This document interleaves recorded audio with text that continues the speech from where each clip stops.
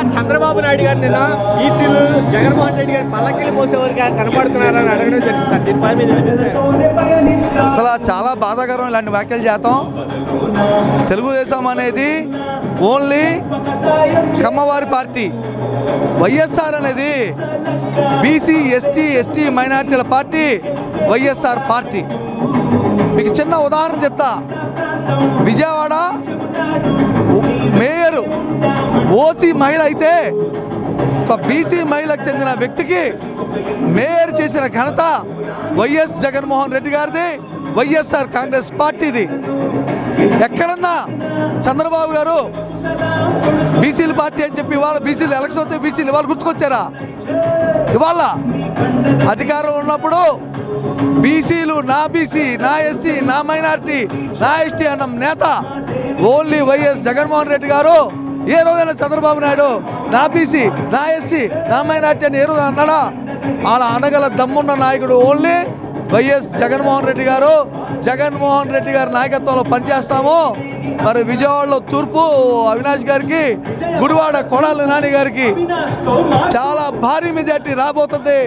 మిగతా అన్ని కులాలు మతాలు కలిసి కుల మతాలకు అతీతంగా ఫ్యాను గుర్తు ఉన్న బటన్ పైన ఓటు నొక్కడానికి సిద్ధంగా ఉన్నారు.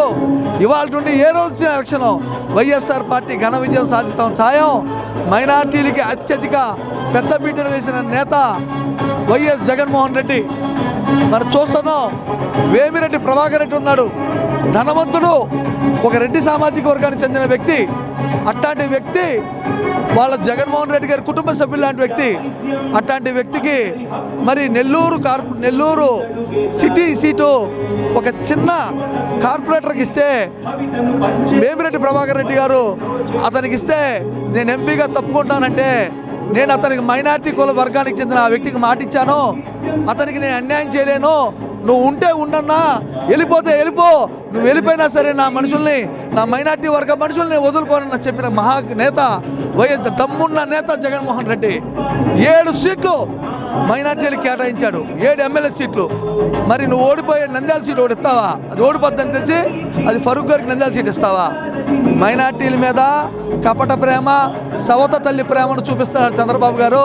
నిజమైన ప్రేమ, నిజమైన బీసీ ఎస్టీ నాయకుడు వైఎస్ జగన్మోహన్ రెడ్డిని సందర్భంగా మనవి చేసుకుంటున్నాం. మీరు గతంలో టీడీపీ పార్టీలో ఉన్నారని కూడా వార్తలు తెలుస్తుంది. కానీ ఆ పార్టీకి జగన్మోహన్ రెడ్డి గారి పార్టీ వ్యత్యాసం ఎలా ఉందంటే? గతంలో నేను టీడీపీ పార్టీలో ఉన్నమాట వాస్తవమే.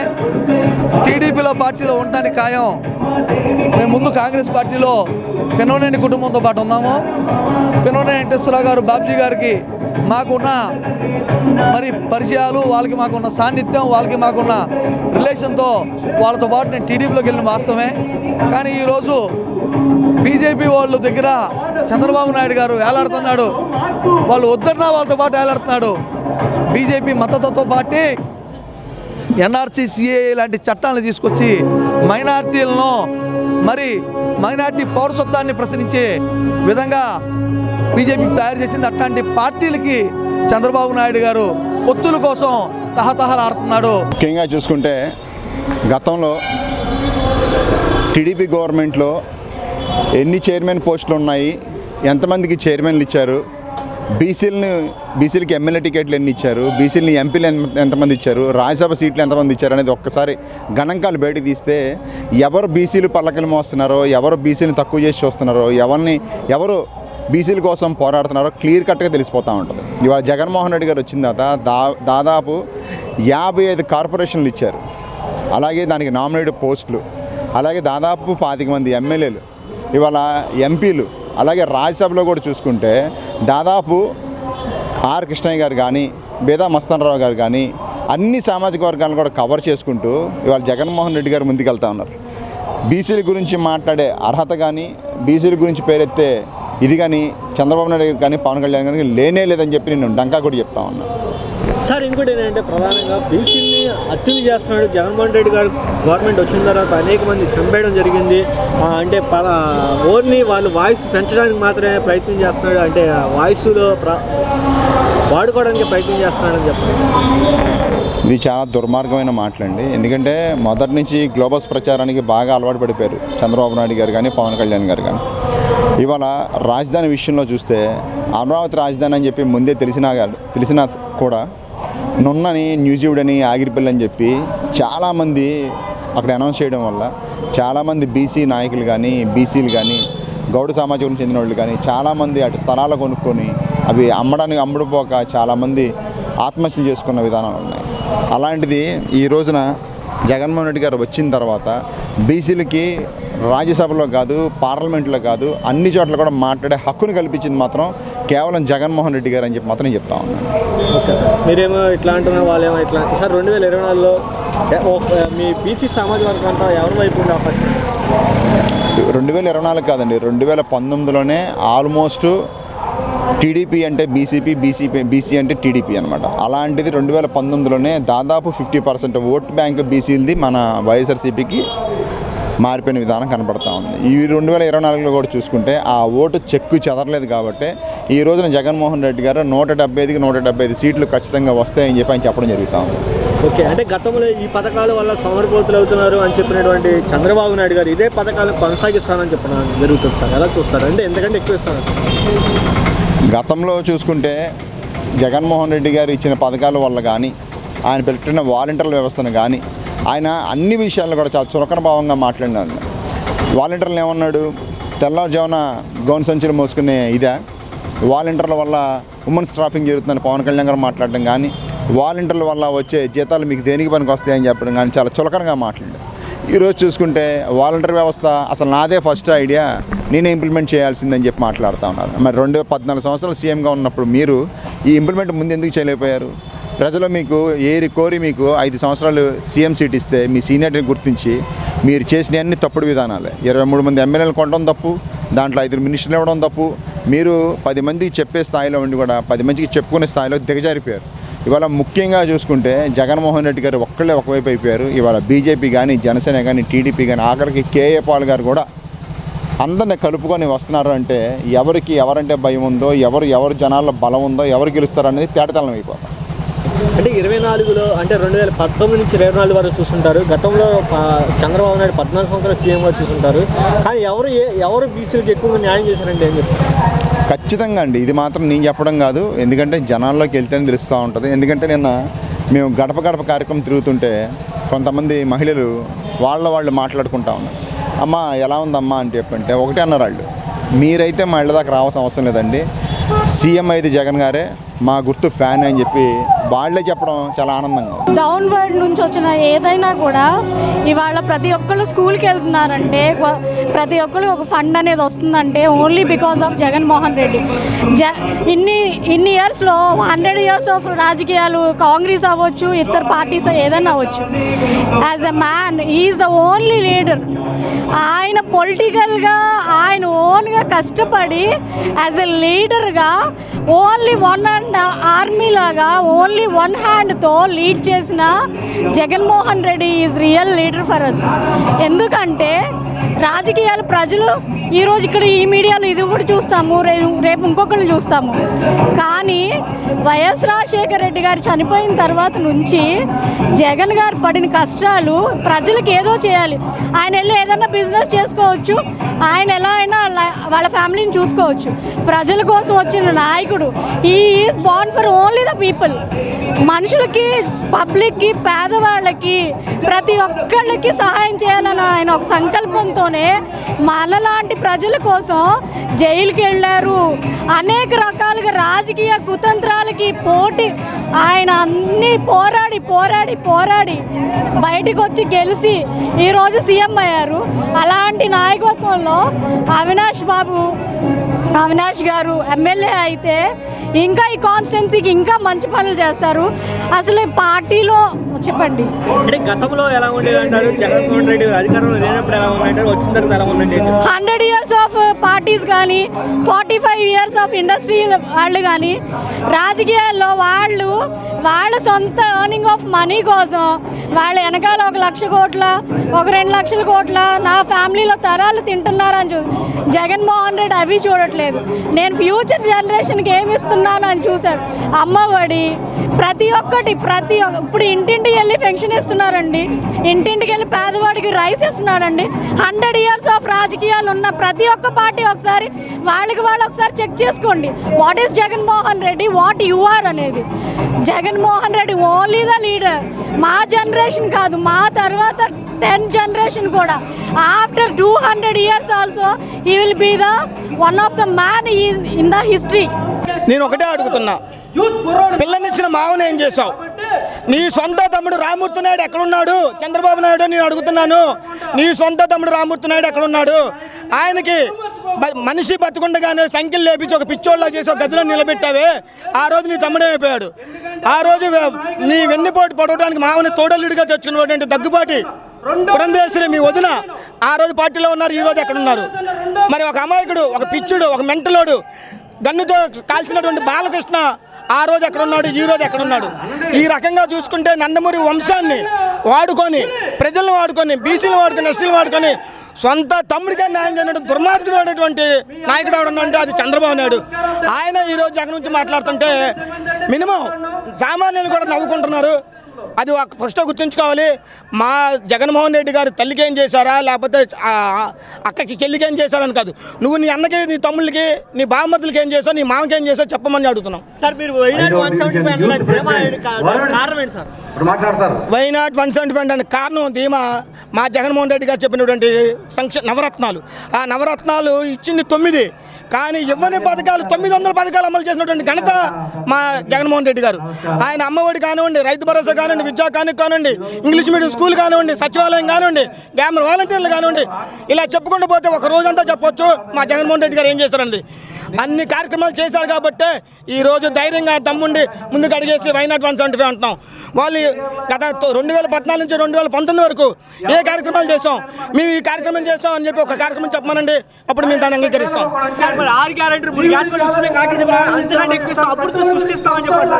గ్యాస్ బండ్ అనేది గ్యాస్ బండ్లు చెప్పాడంటే అది పెద్ద గ్యాస్ మాటలు మనం నమ్మడానికి వీలు లేదు.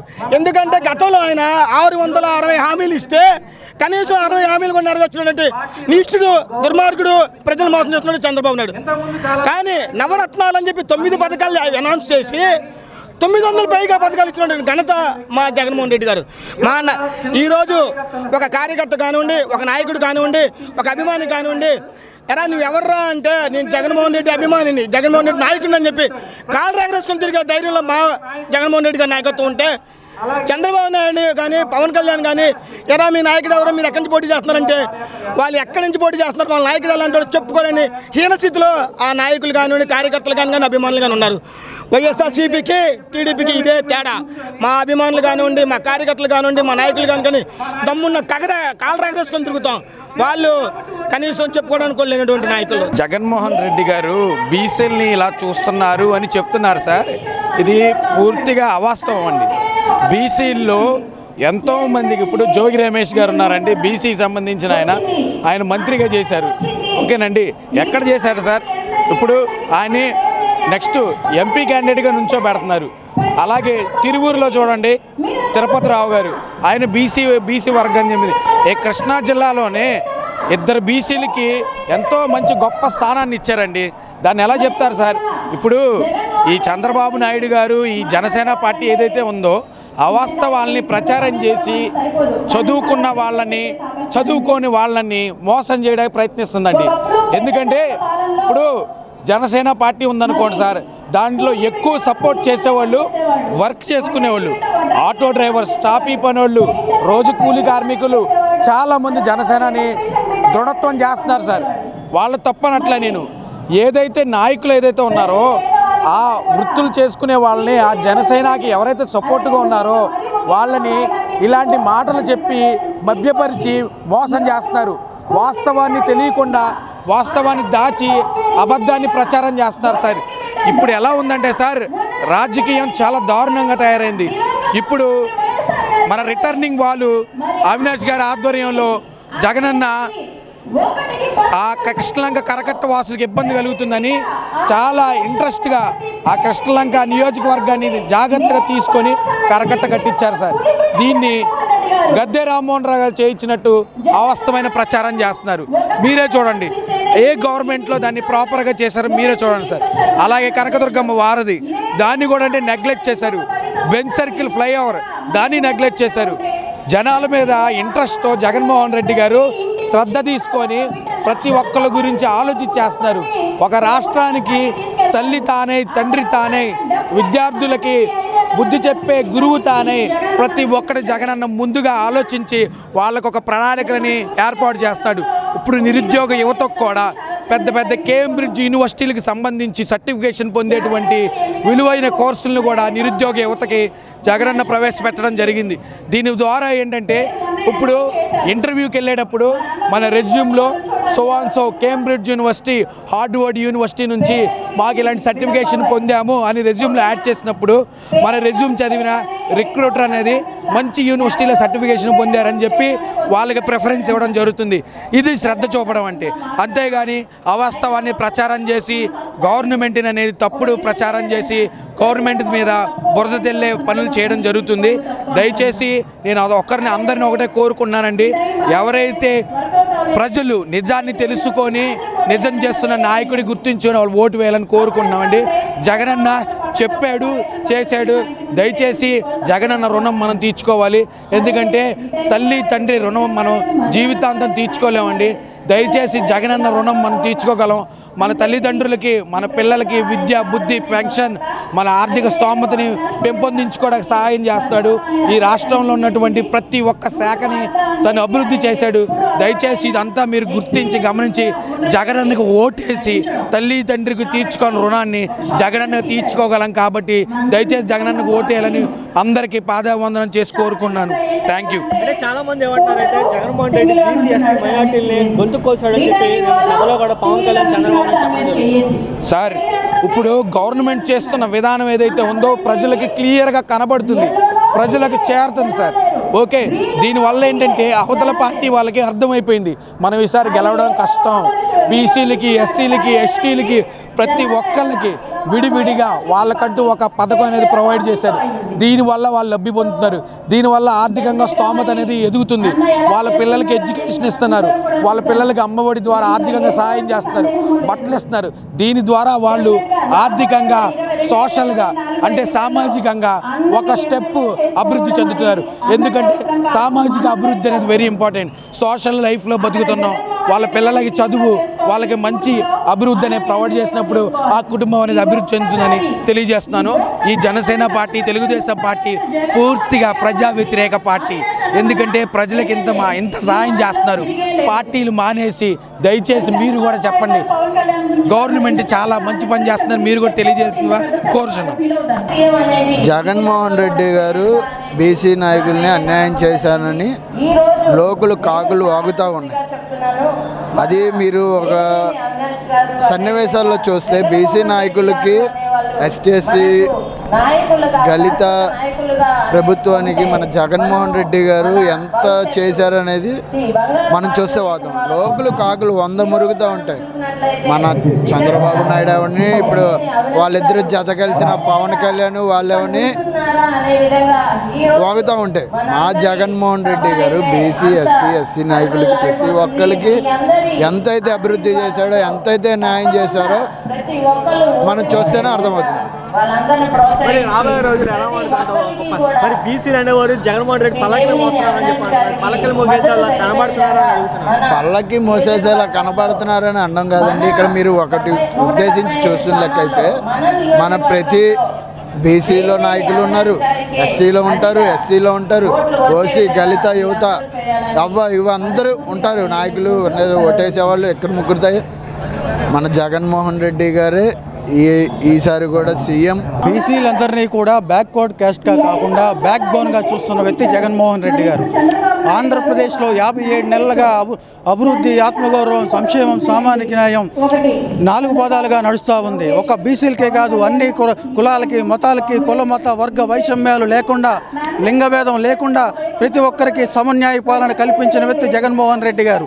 ఆ రోజు పాదయాత్రలో ఇచ్చిన హామీలన్నీ కూడా అమలు చేసుకుంటూ ప్రతి ఒక్క స్కీముని కూడా డెవలప్ చేసుకుంటూ అమ్మఒడి ద్వారా బంగారు తల్లుల ఖాతాలో నగదు జమ చేసిన వ్యక్తి. విద్యారంగంలో విప్లవాత్మకమైన మార్పులు తీసుకొచ్చారు. వైద్య రంగంలో కూడా విప్లవాత్మక మార్పులు తీసుకొచ్చారు. నాడు నేడు ద్వారా రాష్ట్ర ప్రజలు కనపట్లేదా, ప్రతిపక్షాలు కనపట్లేదా అని మేము ప్రశ్నిస్తున్నాము. బీసీలందరినీ కూడా పల్లకలుగా వేయటం కాకుండా బీసీలు బుద్ధబిడ్డ దేశాలు రాష్ట్రాలు దాటి ఆంధ్రప్రదేశ్ ఖ్యాతిని విశ్వవిఖ్యాతం చేయాలని చెప్పి బీసీలందరికీ కూడా విద్యారంగంలో భరోసా ఇస్తూ ఆర్థిక అభివృద్ధి కల్పిస్తున్న వ్యక్తి జగన్మోహన్ రెడ్డి గారు. మళ్ళీ బీసీలందరం కూడా జగన్మోహన్ రెడ్డి గారికి అండగా ఉండి రెండోసారి జగన్మోహన్ రెడ్డి గారిని ముఖ్యమంత్రి చేసుకుంటామని మాట ఇస్తా ఉన్నాం. ఓకే, జగన్మోహన్ రెడ్డి బీసీలు అందరినీ కూడా హత్యలు చేస్తున్నాడు, డోర్ డెలివరీ చేస్తున్నాడు. ఎక్కడ చేశారండి? 57 నెలలుగా అభివృద్ధి కనపట్లేదా మీకు ఆంధ్రప్రదేశ్లో? ఒక బీసీలందరినీ కూడా పల్లకి ఎక్కించిన వ్యక్తి జగన్మోహన్ రెడ్డి గారు. ప్రతిపక్షాలు కుట్రలు కుతంత్రాలు మీరు మాటలు వచ్చి ప్రతిపక్షం ముందు మాట్లాడు కాబట్టి మాట్లాడుతూ ఉన్నారు. బీసీలందరినీ కూడా ఆర్థికంగా సామాజికంగా రాజకీయంగా అభివృద్ధి చెందాలని చెప్పి అన్ని రంగాల్లో కూడా వాటా ఇచ్చిన వ్యక్తి జగన్మోహన్ రెడ్డి గారు. రాబోయే రోజులు ఎలా పడుతుంటారు? గత పరిపాలన చూసుకుంటారు, ఈ పరిపాలన చూసారు, తేడా ఏంటంటారు? బీసీలకి మైనార్టీలకి ఎలాంటి ఆ గవర్నమెంట్ ఎలా చేసింది, ఈ గవర్నమెంట్ ఎలా చేసింది ఏం చెప్తారు? బీసీలు మైనారిటీలు వేరు కాదండి. జగన్మోహన్ రెడ్డి గారు అందరినీ ఒకేలా చూశారు. ప్రతి ఒక్కరికి కూడా ఆర్థికంగా అభివృద్ధి చెందే విధంగా అన్ని పథకాలు తీసుకొచ్చారు. అందరినీ కూడా ఆన్లైన్ వ్యవస్థ ద్వారా సామాజిక సంక్షేమాన్ని ఇంటి గుమ్మానికి తీసుకొచ్చిన వ్యక్తి జగన్మోహన్ రెడ్డి గారు. అట్లాంటి వ్యక్తి మళ్ళీ బీసీలు మైనార్టీలు ఓసీలు ఎస్టీలు వెనకబడిన ఓసీలు కాపులు కమ్మోళ్ళు అందరూ కూడా జగన్మోహన్ రెడ్డి గారికి అండగా ఉంటారు.